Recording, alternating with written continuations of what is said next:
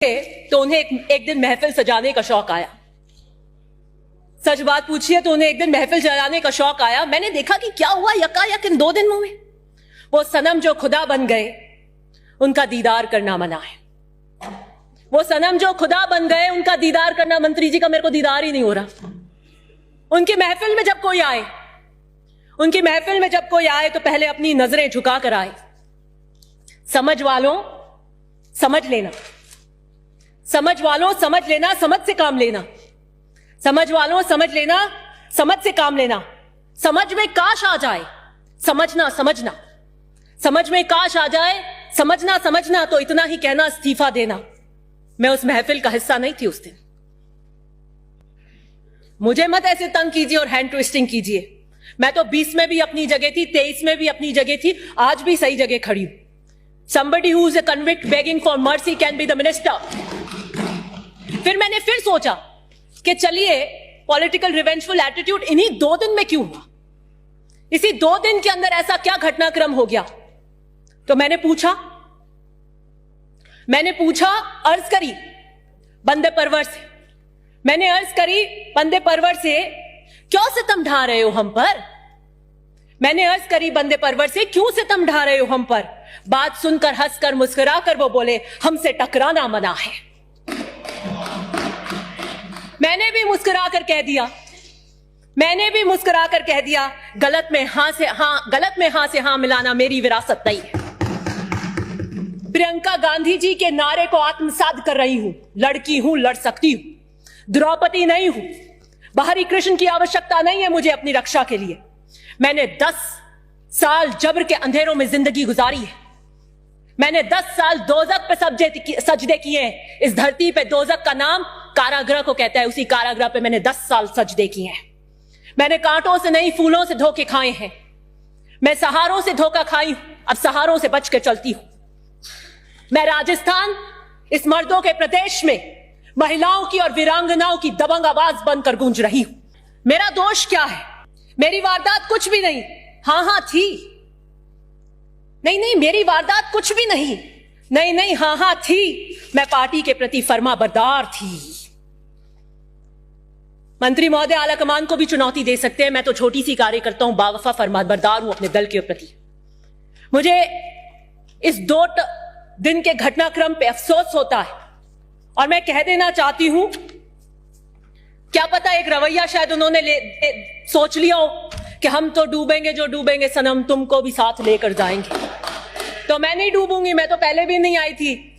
राठौर साहब ने बिल्कुल कर दिया। मैं तो रंधावा जी को धन्यवाद देना चाहती हूं जो रिट्रैक्ट कराए के सारे इस्तीफे, नहीं तो आज मंजर कहीं कुछ और होता। मैं तो उस वक्त भी साथ में नहीं थी। Gurjar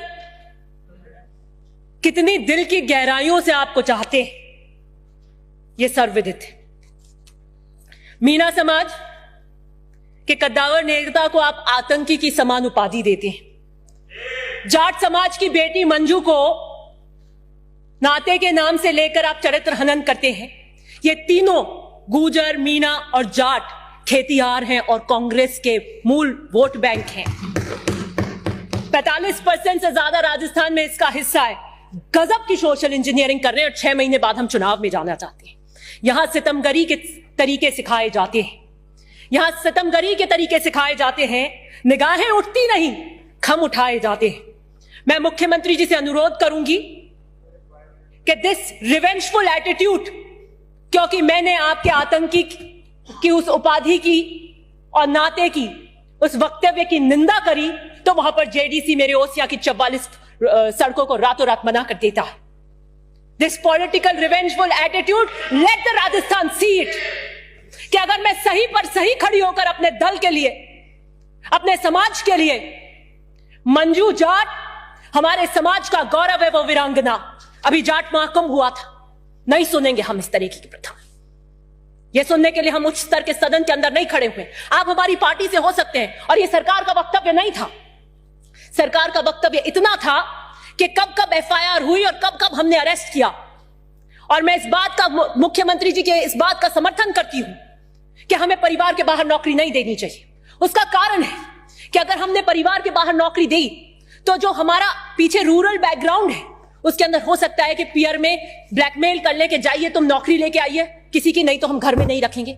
it can be used as a tool against these women, इसलिए हमें परिवार के बाहर नौकरी नहीं देनी चाहिए। वो बच्चे, शहीद के बच्चे डॉक्टर, इंजीनियर, आईएएस बनने चाहिए, लेकिन किसी कारण अगर किसी की हेल्थ अच्छी नहीं हो, कहीं कोई एक्सीडेंट हो जाए और वो उच्च पदों के पढ़ाई नहीं ले पाए, तो वो नौकरी उसके लिए रिजर्व होनी चाहिए। ये कहकर आप मत टालिए कि वो नाते में गई और आपने कभी देवर को दिया है क्या।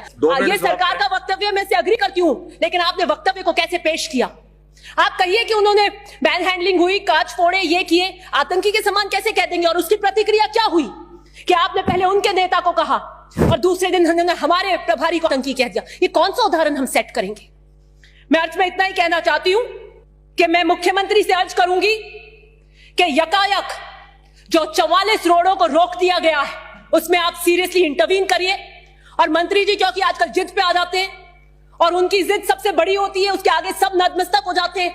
वो अगर जिद पे अड़ गए और ये रहा कि हम ये 44 सड़कें ओसिया में नहीं देंगे, तो मैं इन्हीं वीरांगनाओं की तरह मुंह में घास लेकर ओसिया की जनता के लिए धरने में बैठूंगी। आप में दम है तो 3 बजे उठा लेना। मेरे खून आरजू को वो समझ रहे हैं पानी, मेरे खून आरजू को वो समझ रहे हैं पानी। मेरी रोडे रोक कर नहीं कर मेरा हाथ मरोड़ पाएंगे आप। मैं सही के लिए खड़ी हूं उन जनप्रतिनिधि से और कभी उसमें मेरे को गुरेज नहीं हुआ है। 6 महीने की अवधि है, हम सब चुनाव में जा रहे हैं। ये जो मिनिस्ट्री है इनके पास, जिस कलम से दस्तखत करते हैं, इस पे इतना मत इतराइए, ये भी उधार की है।